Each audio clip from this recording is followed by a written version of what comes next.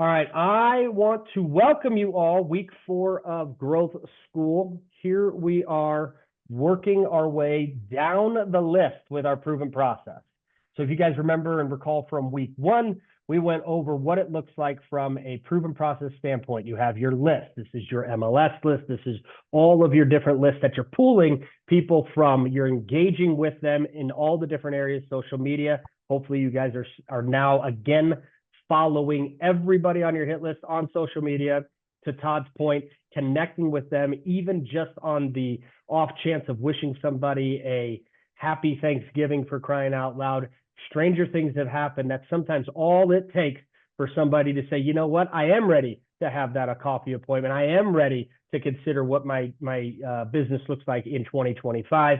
The open houses, the association functions, to Brad's point, he's been crushing those over the last few weeks, especially in Brad's case, because he's new to his market per se. And then, of course, we have the company-wide events. Then you also have them on your nurture programs. You're doing your co-op calls like every single one of you guys have been doing on these calls. At the end of the year, you get to bust out the quarterly congratulations calls. Last week, we talked about the skill set needed in order to set the appointment. We worked through some of that stuff. We had some fun with it. We had some growing pains with it. But you guys have your marching orders on what it is that you should be asking, seeking, and looking for. All right. So you got to ask the right questions. You got to seek to see if this person's actually worth a darn, worth a cup of Joe. And then what is it that you're actually searching for? Do you want them to come on board, or are you just trying to get to know them?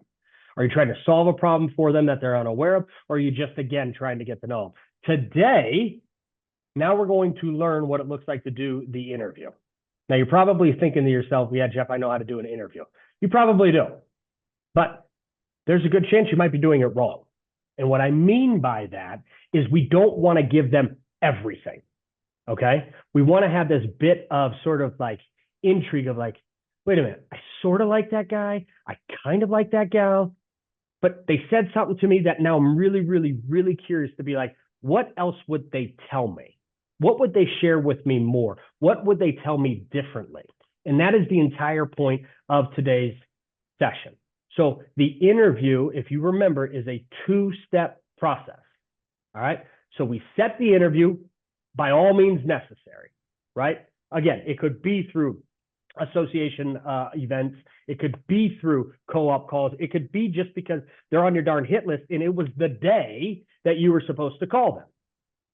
But once we get in front of them, whether we know them well enough in their business or not, we're trying to unpack a couple of things. We're trying to identify, hear me when I say this, pain points.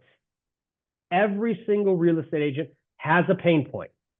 Not all real estate agents understand that they have pain points. So we want to help identify for them 3 to 4 different pain points that they might have in their business. And a pain point can be simply as, golly, if I just had somebody to do my transaction coordination for me. Okay, great. Mental note. I'm going to go ahead. I'm going to write that one down. I'm going to come back to that. But instead of just vomiting on them, oh my God, we can do that for you so quickly. It's easy. Like Teresa, she's so good at this. Oh my gosh, she's fantastic. It's like, okay, great. Tell me more about that. Well, why is having transaction coordination important? Well, the easy answer is why? Well, I just don't want to do paperwork. But is that really the answer? What we have found 9 times out of 10 is that is not really the answer. Yes, it's a convenience. Yes, they're trading money for time by having somebody else pay to have their transaction coordination done. But the reality is we're trying to identify what? The real reason of why they want somebody to do their paperwork. Well, some of the reasons could simply be, I want to spend more time with fill in the blank. My husband, my spouse, my kids, in my business, doing the actual lead generating type stuff that generates me money that only I can do for my business. That would be one example. Another example would be, I really, really struggle in marketing. And instead of saying, oh my gosh, we have this amazing marketing team and they do all the marketing packages and they do all the, like, we're like, oh, great. What's the answer? What's the question? What is the follow-up question you guys should always ask when someone gives you a little bit of a nugget? On the count of 3. 1, 2, 3. Tell me more about that. Tell me more about that. Tell me more about that. Tell me more about that. Write it down. Tell me more about that. Brad, tell me more about that. Well, and then let them talk. Ask a follow-up question. We've all heard it a million times. Heck, I might even said it last week. There is a reason we have one mouth and two ears. We are supposed to listen more. Is that fair? But again, identifying a pain point requires follow-up questions, requires engagement, requires somebody to be like, yeah, I feel comfortable enough to tell Ken that I have a problem in this certain area of my business, in my life, in my fill in the blank. Okay? And then you simply get to solve it. You just don't solve it that day. That is when the interview is over. I say to Michael, hey, listen, you've given me a lot to think about, and I have some ideas that I'd love to share with you. Heck, I could share a couple with you right this second, but I would be doing you a disservice if I just told you those 2 or 3 things. Is it okay if we got together 3 days from now, 2 days from now, tomorrow at 3 o'clock? This will allow me to go back, have a little bit of time, put some thoughts to paper, and then I'll present the plan to you. That's it. So we're going to set the second appointment before we leave the first appointment. Let me say that again. You're going to set the second appointment before you leave the first appointment. Okay? We do not want to give them everything, but we want to give them one little nugget, one little quickie, right? So we have 25 things that top agents are doing in 2025 to thrive. Brad heard this firsthand just a few weeks ago. Hey, Brad, before I leave, one thing that you mentioned was you really wanted to start doing something to your community. Well, have you considered doing a coat drive? Have you considered doing a hotline? Like all of those different things, guys. You can give them that one little nugget. Then you'll go back the next day after you've set the second appointment with them and simply say, hey, listen, and we'll talk about this tomorrow, but this is how you start the second conversation. Michael, yesterday just listen to how I've framed this. Michael, yesterday, when we were together, you told me that marketing was an issue for you. Is that still the case? Well, yeah, it's been 13 minutes since I last saw you. Of course, it's still a problem. Great. Here's what I think you could do differently. All right. And we'll go through all that piece tomorrow. But that's how we're setting up the second piece. So we're segueing from interview number 1, setting the appointment for interview number 2, and we immediately jump into, hey, listen, Michael, you shared with me that marketing was a pain point for you. I've identified a few different things that you could do within the marketing piece. Have you solved it? No. Great. Here's what I think you should do. And then again, we'll get into it. All right. So that's how we're going to set this thing up. So this framework of going on 2 different interviews is super impactful for not only existing agents, but also new to biz. Now, sometimes new to biz, they're just like, I'm ready to fog a mirror for you. I just want to sign on the dotted line. And sometimes you have to have like a pretty good gut feel and be like, you know what? I'm going to take a chance on this one.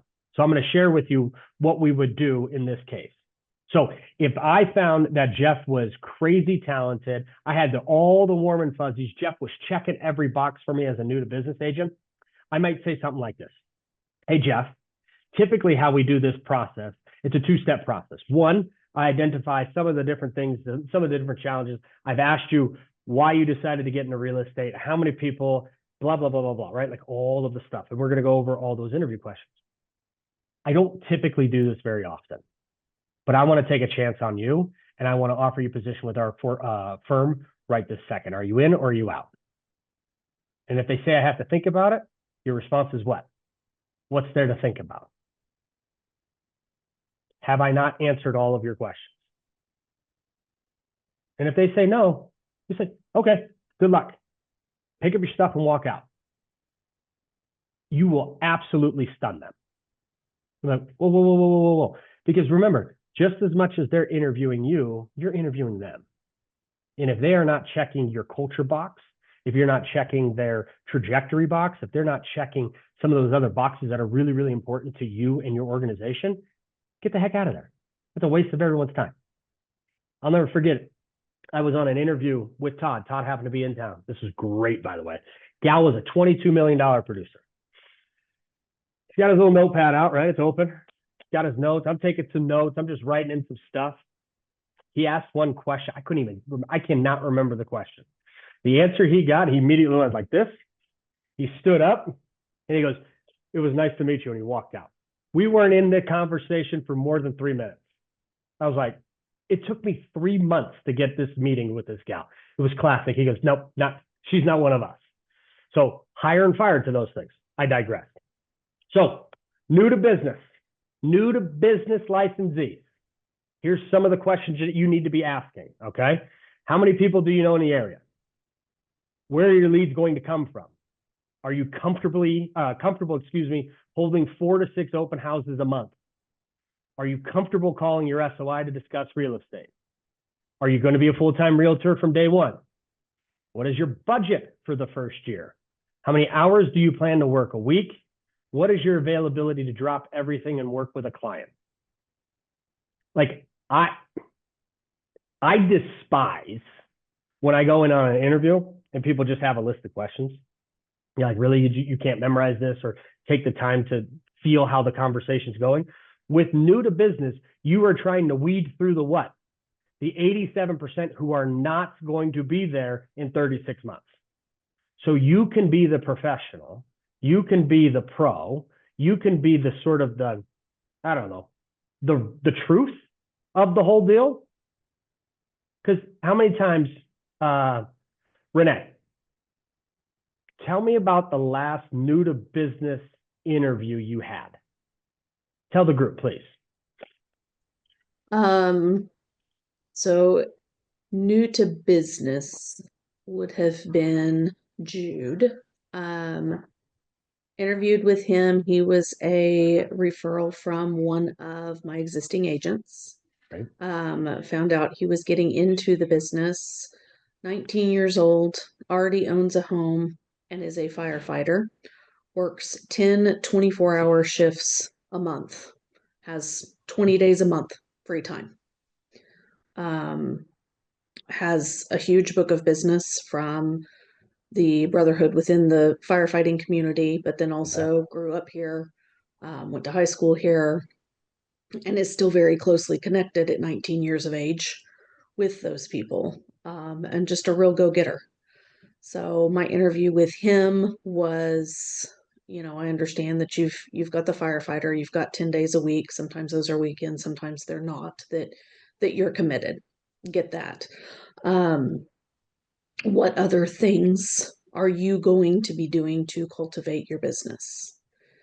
And he went on and started talking about social media and the post and being very active there, along with really reaching out to first responders and playing to that brotherhood that he's already got, marketing himself as the first responders realtor, finding out the different loan specifications that are available to first responders and doctors and nurses and those kinds of things, to really kind of grow that community that he's already heavily invested in. So he's going to be one of the 13 percenters, is your gut feeling. Mm-hmm. But we've all interviewed people that are like, yeah, you're not going to they're not going to make it. Yeah. Right. And we know that. Mm-hmm.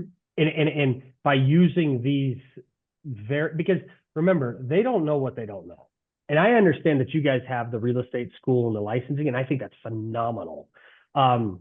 Most of our clients don't.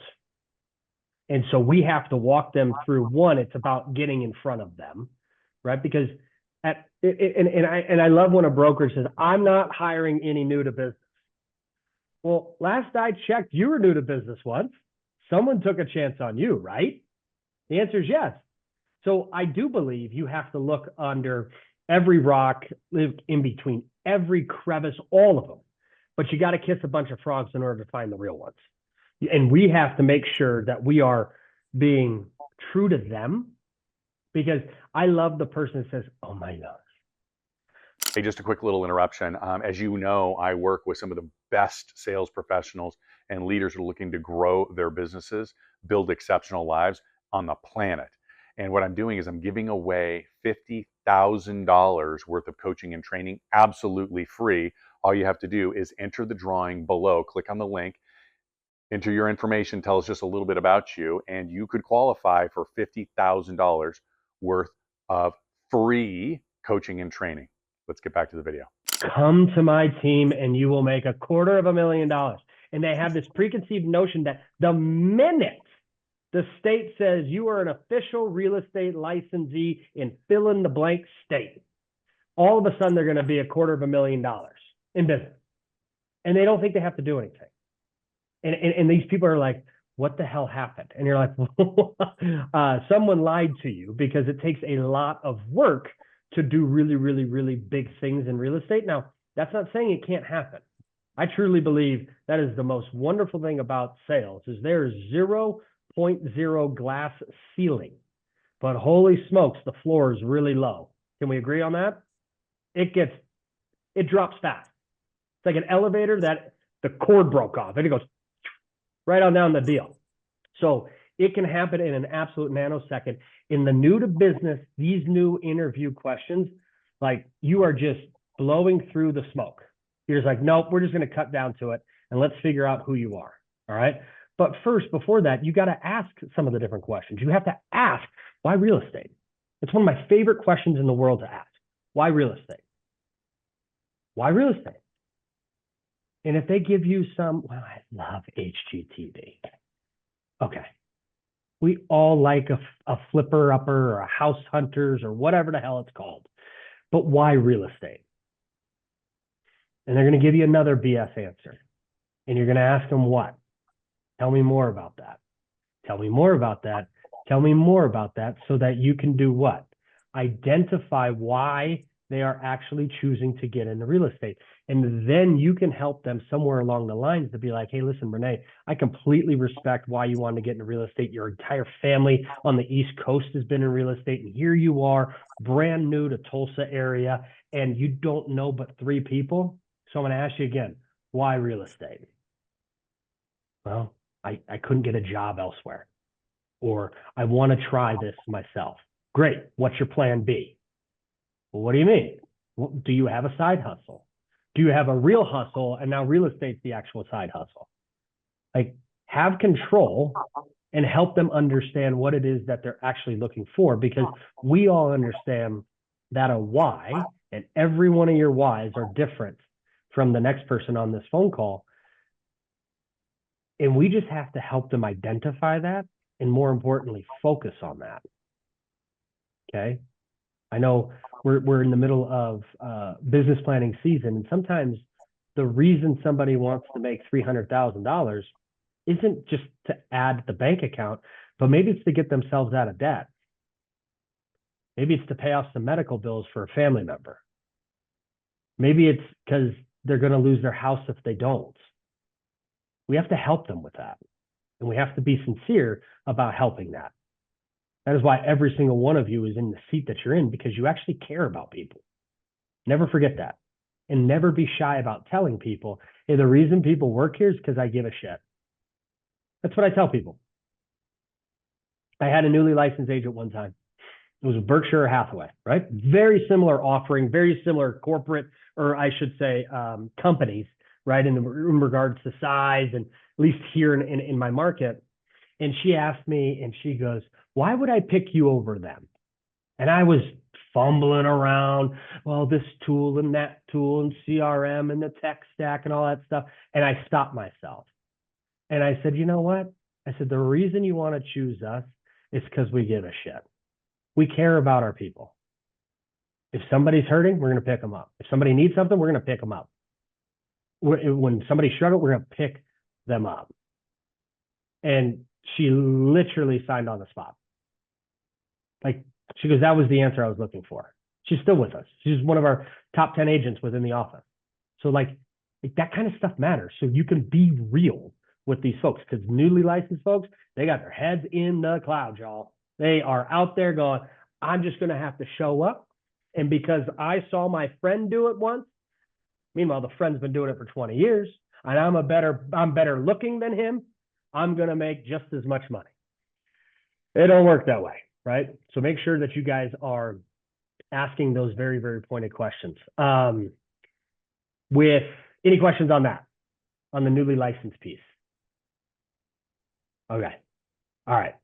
So now we're going to switch it up. Okay. 1, 2, 3, 4, 5, 6, 7. So with number 7, Michael, one of my favorite numbers, by the way. 8 is my favorite number in case anybody wants to know. Okay. Michael, you are going to interview Todd for the first time.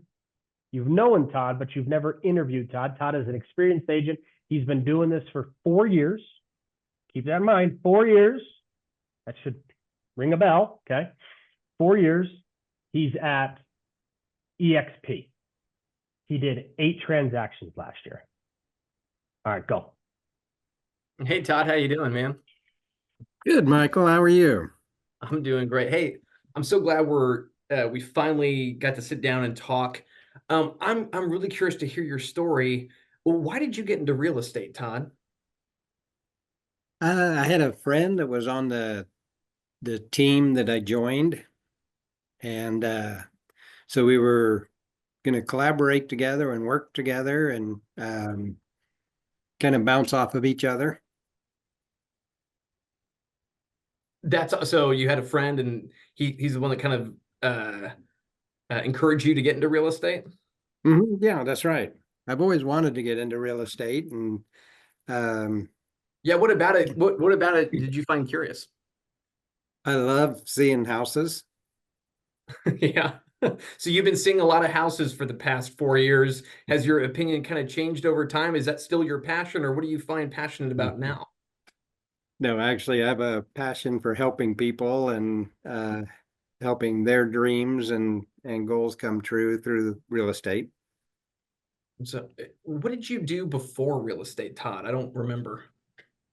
I was in the restaurant business, Oh, okay. Gotcha. How long were you in the restaurant business? 15 years. Wow. What did you do in the restaurant business? I owned a steakhouse. Okay. Wow. So were you in charge of staffing it as well then, I'm assuming? Yes, it was a smaller operation, so I was in charge of everything from cleaning the bathrooms to scheduling labor and ordering all supplies and paying the bills. I'm always curious because I came from a background in retail. And if I told you about my previous job, trying to translate how that corresponded to real estate, it all makes sense to me. So looking back on your time in the restaurant industry, like what translates from that experience into real estate? What did you find actually helped you in restaurant business to real estate? Well, restaurant business is a very service-oriented business as well, much like real estate. Love the people, loved my customer base, had a loyal following, and I wanted to, just now starting to see that after 4 years, I'm starting to see kind of a customer base and a following beginning to ramp up. Oh, awesome. What do you attribute to that ramping up of the customer base? Staying in touch with them on a consistent basis and just trying to stay top of mind. What do you think's been most effective in staying top of mind? Like what tools are you? I'm curious, what tools or like marketing pieces are you using to stay on top of your clients? Because that's a tall task, especially you've been in the business for 4 years now. So having to keep up with that, what tools are you using? I have personal notes every single day, 5 days a week, and then to kind of my warm list, mail out cards every month to because there's a holiday every month, so I emphasize on that, and then making telephone calls and just checking in on them. Sometimes don't even mention real estate, just having conversations and building those relationships. Awesome. Man, so I'm a big believer in the note cards too. How much time does that take? You have to dedicate quite a bit of time every day or every week. I'm curious, how much time do you dedicate to that? It's gotten easier as time has transpired. When I first started doing it, it seemed like it would take me an hour or a couple hours to even think of who to write cards to. And my original goal was 2 cards a day. Mm. And now every time something triggers, I need to write them. I just make a list, and I've got a list on the notebook in my phone, and I could easily write 5 to 10 cards a day without running out of thoughts or people to write to. And it's something that I enjoy, and it's amazing how long they keep those cards. Yeah. I'm curious, what specific tools do you have that you use at EXP to help you interact with your clients? Most of them are tools that I do myself. The brokerage really doesn't provide those tools. Um, the team's on a higher split, so the team's responsible for providing those tools, and our team leader really doesn't provide those tools. So my friend and I collaborate, and we took a lot from Ninja and other training sources out there, and kind of developed our own systems. Gotcha. So tell me about those systems. Doing consistent things on a schedule on specific days. I do a feature property post every Wednesday. The communications do phone calls every morning. 5 to my hot list, 5 to my warm list, and then 5 that I hope to work with in the future. So about the first 3 hours of the day is working on my business, and then and the more time that goes on, the more positive results we're seeing from that. That's awesome. So last year you did 8 deals, is that right? Mm-hmm. Mm-hmm. So for 2025, do you have similar goals? Are you trying to expand your business, or what are your plans for 2025? Yeah, in 2024, buyers were a little bit more difficult. I think a lot of them were road weary and so forth. I had 4 deals that fell through, so it could have been a possible 12, which is 1 a month. My goal going into my 5th year is trying to reach 2 closings a month and move forward from there.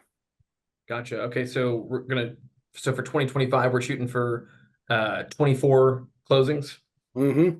Okay, so we're gonna try to triple from 2024. Well, double including the fall throughs, and hopefully Okay. learn some things from the fall throughs that happened and might be able to prevent them from happening in the near future. Gotcha. So if going into 2025, what are some of your strategies that you're going to try to employ in order to accomplish those goals? Because to go from 8 to 24, it will certainly take a little bit more time, but you're the guy to do it. So I'm curious, how are you planning to tackle that? Are you going to just do more of the same, or you want to try to inject other strategies into your business for next year? It's a pretty big jump. And I've been going to our state convention and then the NAR conference and talking with vendors on other tools and social media, technology, just looking at more ways to reach a greater number of people, and then continuing to build my database of people that I know and people that that know the people that I know or that I've serviced in the past. Gotcha. All right. You know, Let me hit pause here real quick. Guys, Yeah. awesome work. Incredible job, Michael. You were doing very, very well. Todd, thank you for that. I'll ask the rest of the group. Let's see if they were listening well enough to identify a couple of the pain points that I heard.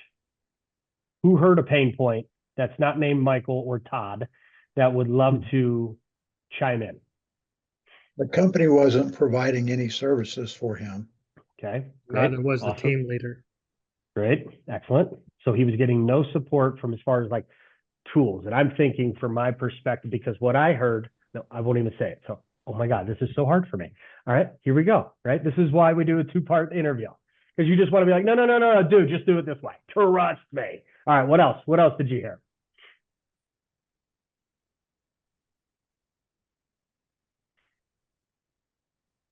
He's wanting to implement social media and start that aspect 4 years in. Excellent. Good catch, Renee. Good. What else? He does a lot of postcards, so maybe helping do some of that stuff or personalizing those a little bit more to make him stand out better. Now, this would have been a follow-up question I would have had with regards to that. And Todd mentioned it multiple times as far as writing note cards. I didn't hear the piece where you were tracking it. So can you just clear that up? And that's how I would probably have said it. Or I'd be like, well, so Todd, tell me more about the note card piece, right? Like, how are you tracking that on a daily, weekly, monthly basis? Like, do you just have a running sheet as far as like Google Docs, and like, you know, if it's, say there's 200 people on the deal, and I'm just going to put January, February, March, April, like right across the deal, and just put an X for the last time that I sent them a postcard? Or is there something more like in tune, right? Or more organized, I guess. That would be something I heard. I'm curious, anybody else catch anything else in there? There's one really, really big one. At least I think it's big. Him essentially wanting to double his business. Okay. So Michael, when you hear somebody say that, tell me why that's important. Okay. I mean, yeah, Like- you have to figure out how they're going to do it, how they're going to get there. What are their Well, that's one thing. And you were going right down the deal. And, Yeah. and that's why I wanted to stop you, like, because that's where you could say, oh, well, tell me about your lead sources, right? Well, I pay for ads. He said that he's been right. Oh, he didn't say that, but he writes personal cards. So that's obviously one lead source for him. We can most certainly help him blow that up and encourage more connection with the people who are already getting used to seeing a handwritten note from him. But this is that opportunity for us guys to understand, why does Todd want to increase his business to, and I loved how you called them out, Michael. You're like, well, you're essentially tripling your business. And what did Todd say? Well, if I didn't have those like falling out, those buyers falling out, it's just a double. You're like, well, so do we count those? Like, does the 1099 say that? Like, maybe I'm wrong. I'll just put stuff under contract, I'll cancel it, and I'll still get paid. Like, have a little fun with it. But like, we have to help him. And this is where you were going down. So before I would even say, well, how are you planning on doing that? I would ask this question. Well, why is that important to you? Well, it's to do fill in the blank, or it's to send my kid to school, or it's like understanding the reason. Because some people, when they get into real estate, and this is why I was challenging you guys, like from the perspective of this, when someone says they like HGTV and all that fun stuff and house flips and all that kind of deal, and that's why we want to get into real estate. People, for whatever reason, in my experience, are ashamed to say that they want to make money. It's the weirdest thing. Like, can I just address the elephant in the room? Aren't we in this business to make money?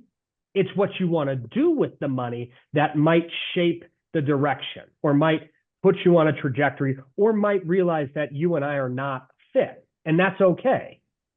Because if it's, yeah, I just want to load up the treasure chest and, you know, ride off into the sunset one day and leave nothing to my kids. Or it's, no, I'm sitting here trying to build a legacy, leave a legacy for my family so that my grandchildren never have to worry. Like, that's a completely different approach, right? So understanding why they're looking to do that, okay? So, all right, let's recap that really, really quickly. So social media, no tools. He doesn't necessarily have strategies in place to do the 24 transactions.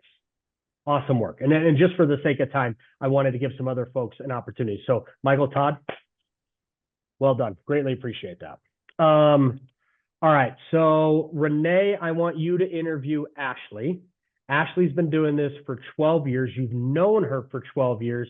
You guys have just casually, you know, done the stuff at the associations, but you, Renee, have never approached her about her business.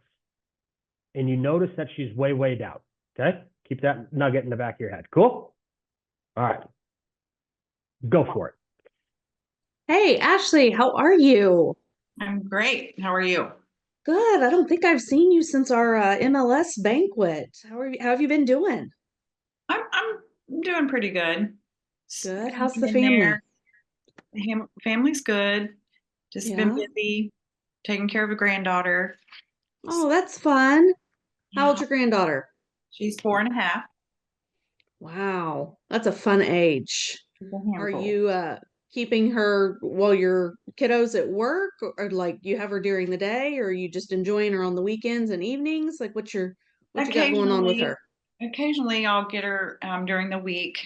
She'll come and hang out with me for a couple hours, and because tends to get into trouble, so I have to Oh, kind of I'm the backup person for that. In case she gotcha, gets kicked out of gotcha. school or something, you know?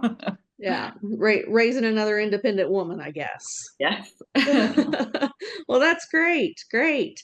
So you've been in the business for a while. What attracted you to real estate to start with, and what has kept you in through all the changes of the last decade plus? Well, I bought my first house when I was 18 and flipped it. And then once I flipped it, I bought another house, and that became my permanent home for the time being. And then had a couple kids and moved away for a little bit and focused on raising my kids, and then decided that I wanted to get my real estate license after, I flipped probably 7 houses and up until my mid 20s. And I was like, well, maybe I should think about doing some real estate, get my license. And I've got a lot of friends and a lot of people that are coming into some money, getting out of college and all of that kind of stuff. I was like, okay, I've got a lot of friends. They're going to start making some money, and they'll want to buy some houses, and hopefully I can help them do that. Okay, all right. So that was kind of your why in from the gate, but what's your current why? It's my repeat business. It's Okay. the relationships that I have built keep coming back. I'm having a really hard time figuring out how to get new business. Okay. So I do want to increase my portfolio and make a little bit more money, because I'm looking to retire pretty soon and want to go out with a bang. Okay. What kinds of things have you tried when it comes to getting new business?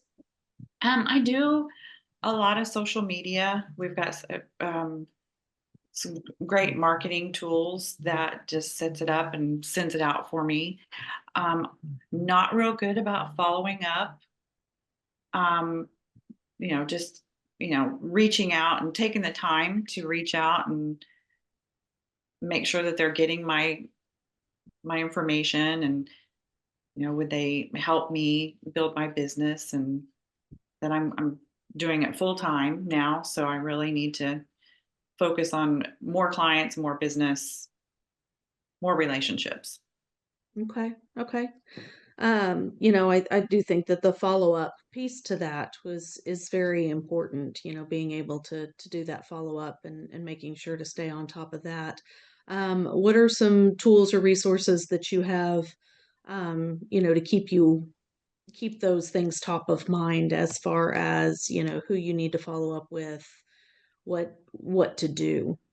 That's something I struggle with, because I do have a lot of activities outside of real estate, and I struggle with keeping those connections, and not sure exactly what I need to do to make that next step. Okay. Okay. So this year, not necessarily your strongest year, but wasn't strongest year for a lot of people. What would you say was your biggest win and toughest loss overall? The biggest win probably would be the two recruits that I've brought in, and they've kept me busy because I've been helping them get their business started and you know, build that foundation for them. So I was more focused, I think, in the last year on my recruits and nurturing them and less on myself and my business. Okay. And is that more of a passion for you then, helping newer agents, the training and Tends to be, education piece? yes. Okay. Okay. Is that a new passion that you're discovering about yourself? No, I think that I've always put others first, and I've lost myself along the way, and it's caused my business to struggle a little bit. Okay. So what would you say your goal is for 2025? I would like to at least do 24 transactions, Okay. um, and try and Okay. get back into focusing on myself and my business and my future. Okay. So you want to pull back from some of the training stuff and really focus more on you. Yes. Okay. Okay. Well, that's great. So you've certainly had years where you've done 24 transactions and you know how busy that keeps you, that you know you're going to write 28 to 30 of them to close 24 of them. So when you're ready to get back at it, huh? Yes. Great. Great. Awesome. All right. So I will pause you guys there. All right. Rest of the group, what did we hear from a pinpoint perspective? I heard 4, just for the record. She's got a lot going on since she's also taking care of her grandkid. So there's some family dynamic, right? Okay. So She's having trouble following up and reaching out. yep. She's thinking about retirement, Yep. which could Stru- cause some things to slow down a little bit. So that'd need to be a discussion. Yep. What else? She was struggling with time. Time management. Good. Okay. Anything else jumped off the page? All right. Struggling with getting new business. That's a big one. Mhm. Her relationships. So when I heard she's dialed in with relationships coming back to her as far as transactions, Renee, I would have said, how many more are you needing in order to hit your goal? Because if you're not getting it necessarily, and correct me if I'm wrong, Ashley, and this is what I would say to her, correct me if I'm wrong, what I'm hearing is you're struggling on creating new business with people who are outside your sphere of influence. Is that correct? Yes, great. So within your current SOI, how many deals are you getting out of them year in and year out? 12. Great.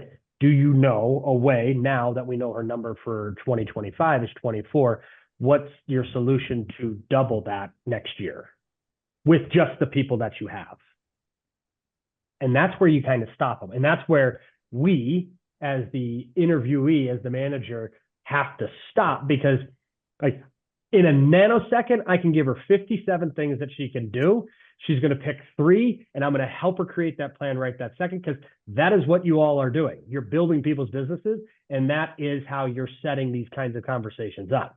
So now when I go to set the appointment for Ashley on the follow-up, it will sound something similar to this.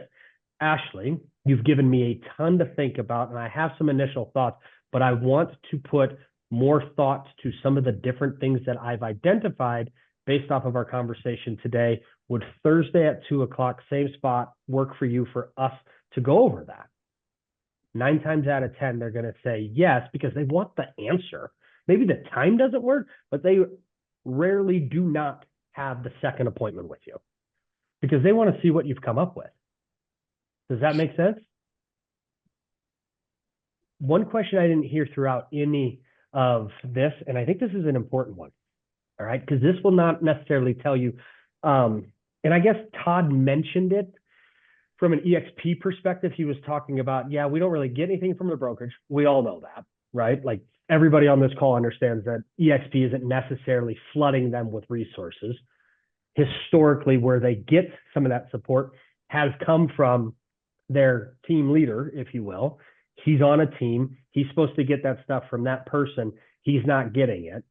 Hey, sorry for the interruption. Last one. Hey, it's about that time, and we are doing business planning events all over the country. And I want to make sure that you have your absolute best year ever.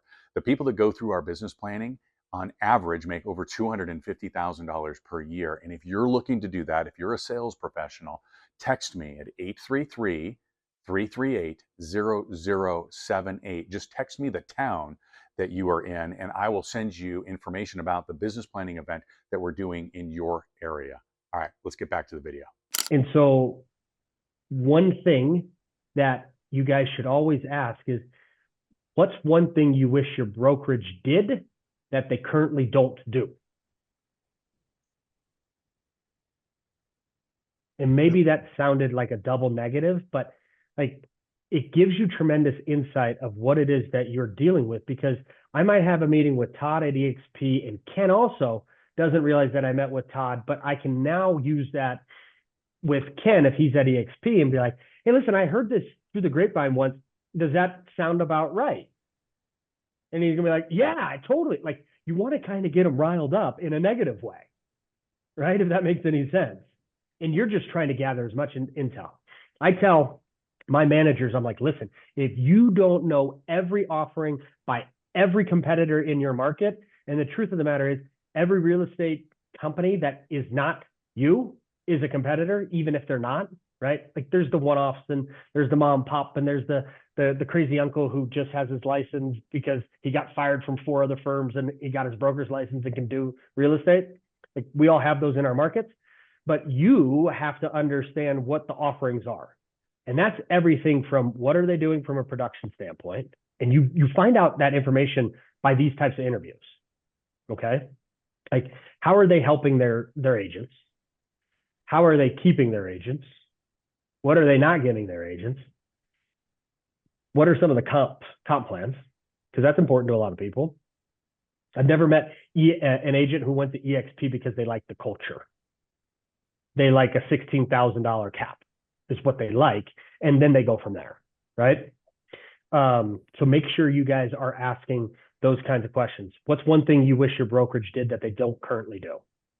Give you a lot of insight. What areas in your business do you need the most support in today? Not where they suck, not where they're great, but what do they need more support of? Okay. And one of my favorite questions I always ask is, even if somebody like Ashley, she's been in the business for a long time, maybe she's been at maybe 2 or 3 different shops, is, hey, Ashley, what ultimately was the decision, or what was the reason that you joined XYZ company?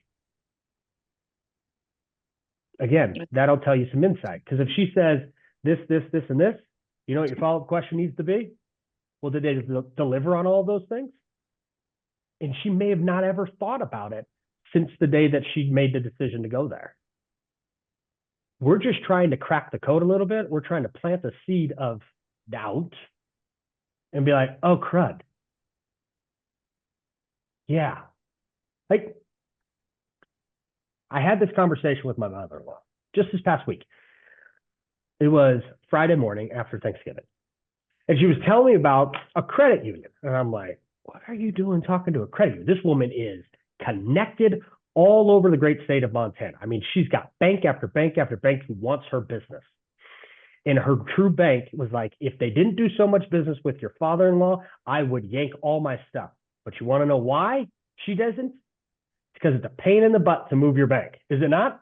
Just like it is with the insurance. And 9 times out of 10, it's a big deal why people just stick. They're like, screw it, I'll just figure it out. Right? So we have to try to drudge some of that stuff up to the point where, like, maybe it is actually better on the other side of the fence. Now, I talk out of both sides of my mouth because from a retention standpoint, I'm saying, no. It doesn't work that way.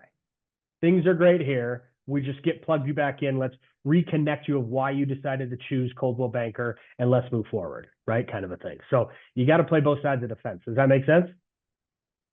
All right. I'm going to interview Jeff. Okay. Jeff, are you ready? Yep. All right. So Jeff's been at it for, I don't know, 10 years. Him and I sat on a couple boards together. similar to Ashley and Renee. But here's the kicker. Jeff and I used to work together. Jeff and I came up together. Jeff and I no longer work at the same company. Okay? All right. So it'll be a little more casual. That's what I'm trying to sort of set up. Like, this does not have to be this rigid process. This can be a normal conversation. Cool? All right. Jeff, how's it going, brother? It's great to see you. Hey, good, Jeff. Long time no, I hadn't talked to you in a while. I know, man. It's been a very, very, very long time. So how are things going over at XYZ? Not too bad. Not too bad. What does that mean? You know, it's okay. It's okay. okay. What would make it better? You know, if I had a few more deals, Few more deals? few Okay. more deals going on. You know, if I could, if they'd offer a few more programs.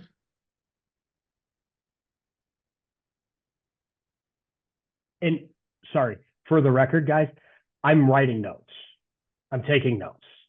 And I should have prefaced it with Jeff. Hey, Jeff, is it okay if I just take some notes while you and I are chatting today? Absolutely. Great, awesome. So what do you mean a few more programs? What programs aren't you getting or are you looking for? I'm looking for more social media stuff. All right. I'm What not about good- social media? I'm not good at that. And You're I not need good help. at it. That's right. Do you I don't know. find value in it or are you just jumping on the? Well, yeah, I believe there's value in it. I mean, I see other people in my office that are using it, and they seem to be getting, especially, you know, after COVID, people Right. moved to Oklahoma and they were from all over the country. And Right. come to find out, they found the agent that's worked in my office, they found him on YouTube or, you know, whatever. And, you know, I need some help with that. How are they just doing it manually or do they have a They're just service doing that they're manually. paying? They're doing it themselves. Doing it Okay, themselves. okay.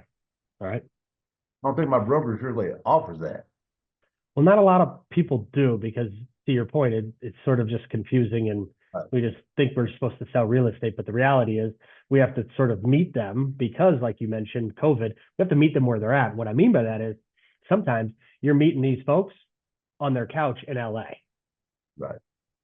Before they even get on a plane to come and visit us in Oklahoma. All right. All right. So a few more programs. Anything else on programs? Just those are the main two, you know, and the other thing is my brokerage I went to, this NAR stuff they had was, all these new rule changes and everything, and it's just total chaos here. So they don't have anybody walking you through that? No, no. So Jeff, I'm not the sharpest tool in the shed, but here's what I know about the NAR settlement. And you correct me if I'm wrong. There was really one thing that truly changed, and that was the fact that we couldn't offer the co-op fee on the MLS, right? Correct. Am I missing something? I agree with that. Okay, because in theory, Yeah. we should have already been signing buyer rep agreements prior to even showing them property, right? Like, hey, I'll admit I wasn't that guy for a very, very long time until when I got burned. And then Right. secondly, like the seller always had the option of offering a co-op one way or another, right? Sure. Really the biggest change was the MLS piece. So what's the chaos about? Well, you know, they don't have no training about the new stuff. You know, we're just flying by the seat of our pants. So And, are you still looking for training, Jeff? No, I mean, I've kind of figured it out myself. Okay. All right. You know? What But I about mean, just in some of your other sales piece themselves, right? Your sales skills. Yes, Are you open? Would you consider yourself a learner? yes, absolutely. And so how are you filling that cup? Just online, checking things out like that, and Okay. talking to other agents from other brokerages. Oh, you are talking to other Just like I'm brokers. talking to you. Yeah. Well, you're talking to me because we used to have beers together, brother. Like, That's let's be right. honest, right? Like you and I, we'd be grinding, burning the midnight oil about 9 o'clock. You and I cracking, popping tops, just trying to crank out some additional phone calls. So yeah, totally. So what else? What else is like, if you could have that magic wand and you could just and everything's cured, what are some of the areas in your business that you would love to see fixed overnight? Overnight, I would say probably staying in contact with my people more often, Okay. the ones I've done business with. Okay. I do pretty good, on some of them, but some of the ones, especially the ones that my newer ones, I stay in contact with. But like, people I've done business with 10 years ago, I don't hardly ever stay in contact with them no more. Interesting. You know, Okay. Yeah. Is that by choice or you just don't know how to make that reconnection? it's probably pretty much by choice. And does it piss you off if you see one of It them does, because I'll see list him. their I'll house see him. with somebody else? See him at the store, Yeah. and they're, And they- hey, Jeff, and I'm sitting there thinking to myself, oh God, who is this? I don't know about you, Jeff. Maybe it's happened, maybe it hasn't, but I'll tell you what, the one time, similar to your story, you ran into this gal, her name was Susie. And she goes, oh my gosh, Jeff, it's so great to see you. I said, Susie, what have you been up to? And you know what Susie told me? She bought a house. Uh-huh. And I said, and then you know what Good she news. said? You know what she said after that? Oh, Jeff, I just remembered you sold me that house. It was the biggest kick in the gut. Yeah. And I vowed to myself I would never let that happen, or at least do my absolute part to never allow that to happen. Right. And so what I created, and guys, pay attention, this is the one nugget that I'm going to give them because we have a different relationship. The one thing I realized was I have to stay in touch in front of these guys 52 times a year. Yeah. Remember when we read that red book and they told us 33 touches a year would get us top of mind Oh, yeah. awareness? That number's changed to 52. So I had to get really, really good at connecting with them every single week, one way or another. Now, here was the difference. It wasn't just an email newsletter. It wasn't obviously just a phone call. It wasn't obviously just a text message. It was a combination of every channel known to mankind. So there's a social media element. There's a direct mail component. There's obviously the digital piece with the marketing newsletters and all that fun, happy stuff. And oh my gosh, yes, Jeff, believe it or not, I pick up the phone and I call them. I know, shocker. But you would be shocked to know that 72% of my business came from my SOI last year alone. NAR is going to tell you about 69%. So the question to you is, are you getting your fair share from the people who already know, like, and trust you? No, I'm not. So And I need that work. would be the area of focus for you. Yes. So guys, like, that is one where you can give them the nugget. Because even if Jeff goes back, okay, are you, just hear me when I say this, Jeff's going to say, oh, that's all I have to do in order to revamp my business. Guess what I get to do a month from now? If he doesn't take me up on the second appointment, or if he doesn't see the value in it, right? And again, we're going to go over the second appointment next week. If he doesn't move firms, or at least say, all right, Jeff, maybe we should continue these conversations, guess what I get to do? So let's fast forward 31 days from now. All right. Okay. Ring, ring, ring. Hello. Jeff, it's Jeff. How are you, brother? Good. How about you? Not too bad. Hey, listen, I don't know if you recall, but 31 days ago, you and I had a conversation about re-engaging with your SOI. Have you done it? I'm working on that. Yes. You're working on it. How long are you willing to work on it without re-engaging with them? Well, that's what I'm doing. I'm starting to re-engage with them now. How are you re-engaging with them? Yes. You're re-engaging. Are you doing it? Have you spoken to every single one of them four No, times in the not- last 31 days? Not all of Okay. them. No. Well, Jeff, if you remember, that was the plan. That's the process. Right. So you cannot expect things to change if you're not willing to do things that require change. Is that fair? That's fair. Okay. So guys, like, you get to have that authority in those types of conversations. All right. Now, what I would do in that situation is, hey, Jeff, is it okay if I call you in 31 days and check back in on your progress? Like, that's what I would say to him. Like, hell yeah. Like, I want some accountability. Like, we all want it. It's the greatest form of love you could show a human being, is by holding them accountable. Get that into your head. I'm not here to be a jerk, Michael. I'm here to make sure that you do what it is that you said you were going to do for your family. Well, you're showing that you care. 100%. There you go, right there. Exactly it. Because why? We care. We give a poop, right? Yeah. Like we honestly care. And they don't have people in their lives who talk to them like this. And it's okay if they don't work for you, but you know what they're going to do? Man, you'd be shocked at the conversation I had with Renee. And they're going to tell their office mates this.